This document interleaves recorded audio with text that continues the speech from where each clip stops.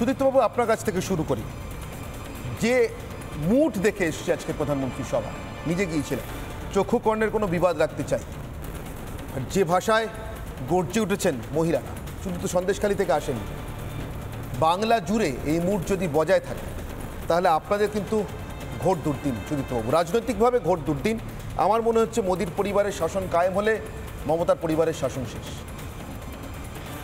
দেখুন অনির্বাণদা, মোদিজি যখন এই সব কথাগুলো বলছিলেন মহিলাদের সুরক্ষা নিয়ে, তখন বোধহয় তিনি ব্রিজভূষণ সিংয়ের নাম ভুলে গেছেন, যিনি রেসলিং ফেডারেশনে যার বিরুদ্ধে অভিযোগ উঠেছিল যে যারা বাচ্চা বাচ্চা মহিলা বা বাচ্চা বাচ্চা মেয়ে যারা রেসলিং করার জন্যে ট্রেনিং প্রাপ্ত হয় তাদের ওপর নারী নির্যাতন করে সাধারণভাবে ভুলে গেছেন।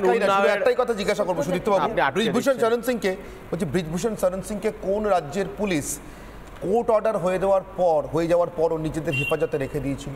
ওখানে তো ডবল ইঞ্জিন সরকার, না তাদের বিরুদ্ধে কোর্ট অর্ডারটা হবে কি করে? হয়নি। আর ও ডবল ইঞ্জিন সরকারের জন্য কোর্ট অর্ডার হয় না। ভুলে গেছে।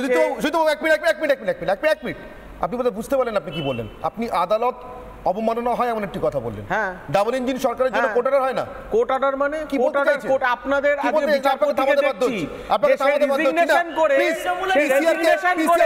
সে জয়েন করছে বিজেপিতে, এতদিন ধরে যে অর্ডারগুলো পাস করলো সেই অর্ডারগুলো কি? কিছু চলতে দেব না। আপনারা সত্যি কথা বলতে পারেন না, আপনারা সত্যি কথা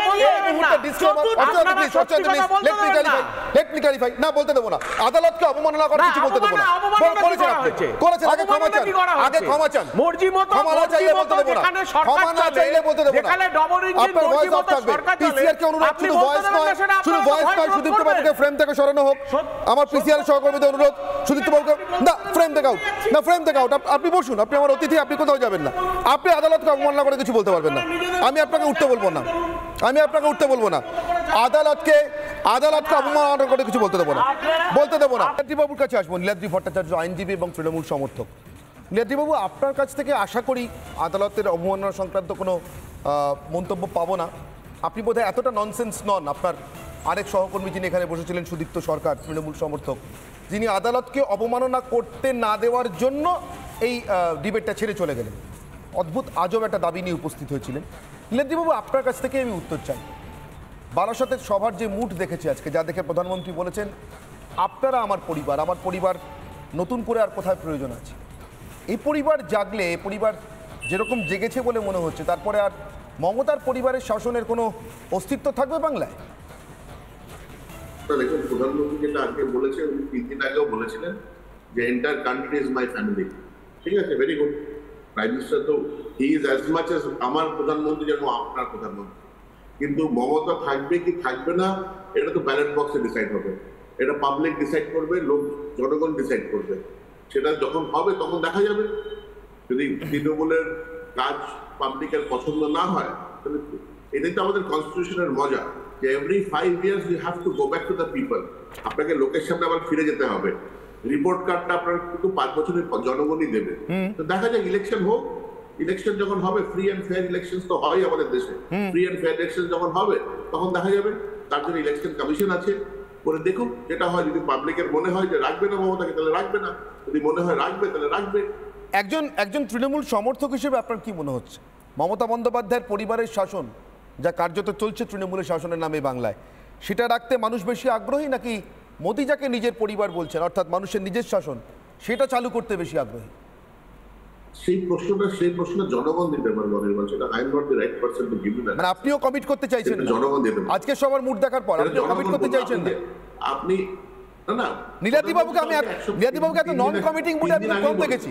কেন নীলাদ্রিবাবু, কেন এত নন কমিটিং কেন আজকে? It is not the question of non-committing. প্রধানমন্ত্রীর জন্য, for any প্রধানমন্ত্রী, the country should be his family first.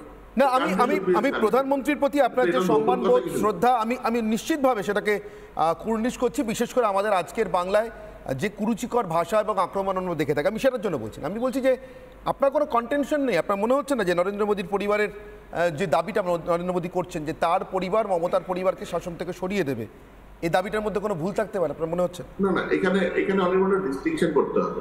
হ্যাঁ, ফর দ্য প্রাইম মিনিস্টার পরিবারের মানে সব লোক দেশের ওনার পরিবার হয়, তাহলে অপোজিশনও ওনার পরিবার। হ্যাঁ, আমি তো সেটাই তোমাকে বলতে চাইছি। আচ্ছা, অর্থাৎ আপনি আর আইনি মমতা যুক্তিতে থাকবে বলতে কিনা, চাইছেন মমতা মমতা বন্দ্যোপাধ্যায়ের পরিবার ও হ্যাঁ। নরেন্দ্র মোদীর পরিবার, কিন্তু মমতা বন্দ্যোপাধ্যায়ের শাসন তো নরেন্দ্র মোদী শাসন। অ্যাবসলিউটলি। এবার মমতাকে রাখবে কি রাখবে না সেটা ইলেকট্রেট ডিসাইড করবে। তৃণমূল ডেভেলপমেন্ট করে থাকে, তৃণমূল যদি কাজ করে থাকে, তাহলে পাবলিক রাখবে তৃণমূলকে। কিয়া হাসছেন সমানে আমার পাশে বসে। কিয়া, আমি আপনার কাছে আসবো। এতটা নন কমিটিং নীলাদ্রিবাবুকে আমার কখনো লাগেনি, বরঞ্চ একটু আইনি যুক্তিতে এড়িয়ে যাওয়ার চেষ্টা করলেন আইনজীবীর মতো মারপ্যাচ দিয়ে, যে মমতা বন্দ্যোপাধ্যায়ের পরিবার তো তাহলে প্রধানমন্ত্রীর পরিবারই হলো, কিন্তু মমতা বন্দ্যোপাধ্যায়ের শাসন তার প্রধানমন্ত্রীর শাসন হলো না, বিজেপির শাসন হলো না। আজকে সভাতে আপনি উপস্থিত ছিলেন, তাহলে প্রশ্নতে শাসন বলতে হবে, পরিবার বলতে পারবে, তাহলে শাসন বলতে হবে। আমি শাসক বলে চাচ্ছি, আপনি বলুন না মমতা শাসনের অবসান আপনি দেখতে পাচ্ছেন কিনা। সেটা বলবো, মমতার রিন অফ মমতা সেটা এন্ড হবে কিনা সেটা তো ইলেকট্রেট ডিসাইড করবে। সেটা সবসময় ইলেকট্রেট ডিসাইড করে। আপনার মনে হচ্ছে কিনা বিজেপি বলছে সন্দেশখালীর আজকের আওয়াজ এটাই আসলে ঝড় হয়ে আছড়ে পড়বে, গর্জন আসলে মানুষ করছে, তৃণমূল নয়? সেটা ভোটার বক্সে পড়বে, সেটা এখানে আইসোলেটেড ইনসিডেন্টস এগুলো দেখে ইট ইজ ভেরি ডিফিকাল্ট। আমি কিয়ার কাছে আসবো। কিয়া, এতটা নন কমিটেড লাগছে কেন? তৃণমূল সমর্থকরাও কি কোথাও ফিল করতে শুরু করেছেন হাওয়া ঘুরছে? দেখুন, দুটো বিষয় পরিষ্কার। একটু আগে তৃণমূলে যিনি প্রতিনিধি ছিলেন বা সমর্থক ছিলেন, তিনি অত্যন্ত মেজাজ করে, উনি অত্যন্ত রাগ দেখিয়ে বেরিয়ে গেলেন, একেবারে উল্কা বেগে তিনি বেরিয়ে গেলেন স্টুডিও থেকে, এবং নীলাদ্রিবাবু তিনি খুব সুন্দর করে এড়ালেন। দেখুন, খানিকক্ষণ আগেই তাপসদা জয়েন করেছেন। এই বেরিয়ে যাওয়ার এড়িয়ে যাওয়ার মাঝামাঝি তৃণমূলে কোনো রাস্তা দেখছেন না? না, আর কোনো রাস্তা নেই। There is no third option.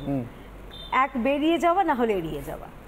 আচ্ছা, তাছাড়া আরেকটা যেটা আছে সেটা আমার মনে হয় তৃণমূলের পছন্দ হবে না, তাই ওইটাও যাচ্ছে না। মাথা মুড়িয়ে নেওয়া, সেটাও আমার মনে হয় পছন্দ হবে না, এবং গণতান্ত্রিকভাবে ভারতীয় জনতা পার্টির একজন সামান্য কর্মী হিসেবে আমার মনে হয় সেটা আমরা কখনোই চাইব না। সাধারণ মানুষের জনবিস্ফোরণ তারা কি করবেন তাদের ব্যাপার, কিন্তু প্রশ্নটা হচ্ছে অন্য। অনির্বাণ, হ্যাঁ আমি ছিলাম আজকে সবাই, আমিও দেখেছি মাদের উচ্ছ্বাস, মেয়েদের উচ্ছ্বাস, বোনেদের উচ্ছ্বাস। একদিকে প্রধানমন্ত্রী বলছেন এই সারা দেশ আমার পরিবার, এই দেশের মায়েরা আমার পরিবার, এই দেশের যুবরা আমার পরিবার, এই দেশের দুস্থরা আমার পরিবার, এই দেশের কৃষকরা আমার পরিবার। আর অন্যদিকে তৃণমূল কি বলছে? তৃণমূল বলছে আমি, আমার ভাই, আমার ভাজ, আমার ভাইপো। এটা হচ্ছে তৃণমূলের পরিবার। এই পরিবার একদিকে আমরা দেখছি সুশাসন, একদিকে দেখছি কুশাসন। যতক্ষণে আপনার সঙ্গে কথা বলছি, এই জকের ধনের মতন শেখ শাহজাহানকে আড়াল করার জন্য কি মরিয়া প্রয়াস, আর অন্যদিকে মাননীয় প্রধানমন্ত্রী নরেন্দ্র মোদীজি তিনি সন্দেশখালী নির্যাতিতাদের সঙ্গে দেখা করছেন, আর উল্টো দিকে এই রাজ্যের প্রশাসন যে নির্যাতন করেছে, যে ধর্ষক, তাকে আগলে রাখার জন্য, তাকে পশ্চিমবঙ্গে আটকে রাখার জন্য যেন তেন প্রকারেণ কি মরিয়া প্রয়াস। এর থেকেই তো বোঝা যায় যে পরিবার, কোন পরিবার মানুষের কাছে বেশি শ্রেয় মনে হবে, কোন পরিবার মানুষের কাছে বেশি নিরাপদ মনে হবে। আর পরিশেষে একটা কথা বলি ভাই, আমরা দেখেছিলাম একজন মহিলার গায়ে হাত পড়েছিল বলে পুরো কুরু বংশ ধ্বংস হয়ে গেছে, আর এখানে তো শয়ে শয়ে মহিলা। সেটা তো মমতা নিজেও জানেন। আমি